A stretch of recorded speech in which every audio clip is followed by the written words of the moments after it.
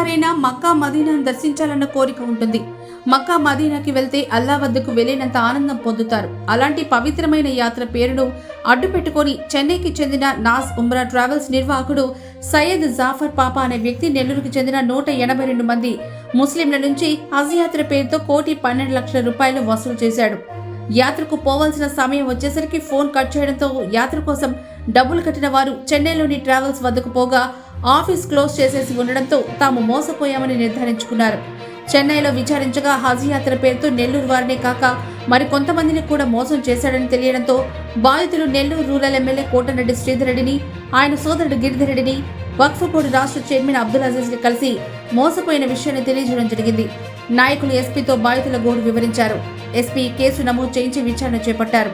Case విచారణ నత్తనడకన ఉండడంతో ముస్లిం నాయకుడు సమీ ఆధ్వర్యంలో జిల్లా ఎస్పీ కార్యాలయంలో బాధితులు మరోసారి ఫిర్యాదు చేయడం జరిగింది. ఎస్పీ గారికి కలవడానికి వచ్చినారు. ఎస్పీ గారు లేని కారణంగా అడిషనల్ ఎస్పీ మేడం గారిని కలిసినాం. ఎందుకు కలిసినామంటే ఇస్లాం ధర్మంలో పుట్టిన ప్రతి ఒక్కరికి కూడా 5 కమెంట్మెంట్స్ ఉంటాయన్నమాట. కల్ప, రోజా, నమాజ్, సకాత్, హజ్. ఎవరైతే ఆర్థిక స్థితిమంతులు ఉంటారో, అదేవిధంగా ఎవరైతే మిడిల్ క్లాస్ ఫ్యామిలీలో ఉన్న వ్యక్తులు ఉంటారో వాళ్ళందరి మీద అల్లా సుబ్హానహు వ తఆలా హజ్ను ఫర్జ్ చేసినారు. అదేవిధంగా ఎవరైతే ఆర్థికంగా అంత ఎఫర్ట్ చేయలేని వ్యక్తులు ఉంటారో వాళ్ళందరూ కూడా ఏంటంటే ఉమ్రాకు పోయేసి వస్తారు. ఆ అల్లా యొక్క కాబెతుల్లా జియారత్ చేసుకొని మదీనా మునవ్వరాకు పోయి ఆ అల్లా దగ్గర దువా చేసుకొని వస్తే మనం తెలిసి తెలియక ఏదైనా తప్పులు, మనం తెలిసి తెలియక ఏదైనా అనర్థాలు కానీ చేసి ఉంటే అల్లా మాకు క్షమిస్తాడు, మనకందరికి కూడా అల్లా సంతోషంగా ఉంచుతాడనే విశ్వాసం, నమ్మకం ముస్లింలో ఉంది. కాబట్టి ఆర్థికంగా ఎవరైనా కానీ మిడిల్ క్లాస్ ఫ్యామిలీలో ఉంటే వాళ్ళందరూ కూడా ఏం చేస్తారంటే ఉమ్రాకు వెళ్ళే ప్రయత్నం చేస్తారు. అయితే ఈ నాజ్ ఉమ్రా అని చెప్పి ఒకటి తమిళనాడుకి చెందిన సాఫర్ అనే ఒక గుంటనక్క ఏర్పాటు చేసి ఈ పేదలకు 55,000 రూపాయలకు మీకు మేము ఉమ్రాకు పంపిస్తామని చెప్పి వీళ్ళని నమ్మపలికినాడు.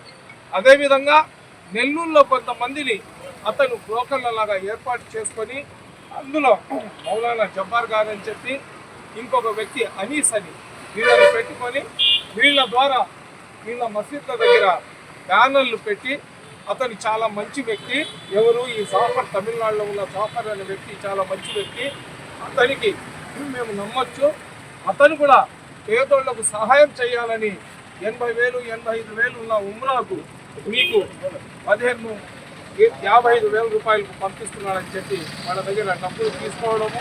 అదేవిధంగా అక్కడ పోయిన తర్వాత వేరే ఖర్చుల కోసం మీకు రియాల్లు చేయించిస్తామని ఒక్కొక్కళ్ళ దగ్గర 18,000 కన్నా డబ్బులు తీసుకున్నాడు.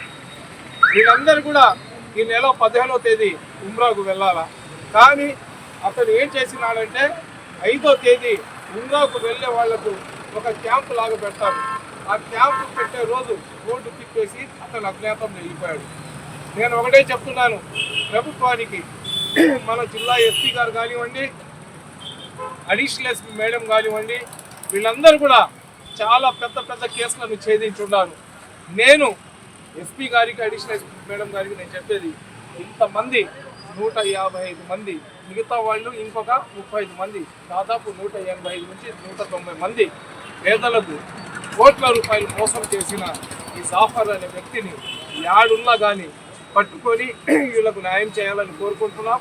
అదేవిధంగా వీళ్ళకు సంబంధించిన పాస్పోర్ట్లు కూడా అతని దగ్గర ఒరిజినల్ పాస్పోర్ట్లు ఉన్నాయి.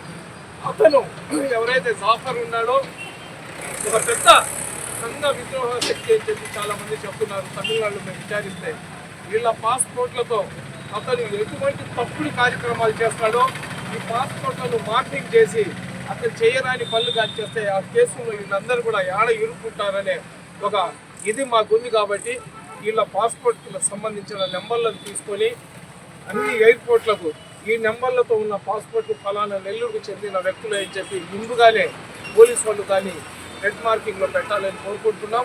దీని మీద కేవలం ఎస్పీ గారే కాకుండా మన రాష్ట్ర ముఖ్యమంత్రి గారు, డీజీపీ గారు కూడా ఇంట్రెస్ట్ చూపించి అవసరమైతే ఇతర రాష్ట్రాల్లో ఉన్న డీజీపీలతో మాట్లాడి అతనికి అరెస్ట్ చేయడానికి ప్రత్యేక బృందాలను ఏర్పాటు చేసి ఈ పేదలకు అందరూ కూడా న్యాయం చేయాలని కోరుకుంటున్నాం. ఆ విధంగా కానీ న్యాయం జరగకపోతే మటుకు ఖచ్చితంగా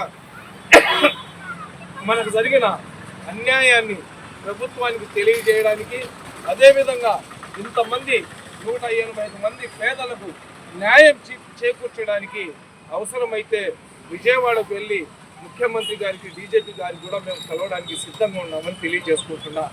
ఏది ఏమైనా కానీ మా జిల్లా ఎస్పీ, అడిషనల్ ఎస్పీ గారి మీద పూర్తి నమ్మకం, విశ్వాసం ఉంది కాబట్టి ఇమీడియట్గా ఒక 2-3 టీములు వేసుకొని వాడు ఆడున్నాడో వాడిని పట్టి తీసుకొని వచ్చే బాధ్యత స్పెషల్గా ఈ పేదలకు రక్షించడానికి ఏ ప్రభుత్వం కానీ ఏ చట్టాలు కానీ ఉండేది. కాబట్టి ఎస్పీ గారు దీని మీద కాన్సన్ట్రేషన్ చేసి ఒక 2-3 టీంలను ఏర్పాటు చేసి ఆ దోషిని పట్టుకొని రావాలని తెలియజేసుకుంటున్నా. అస్సలాము అలైకుం.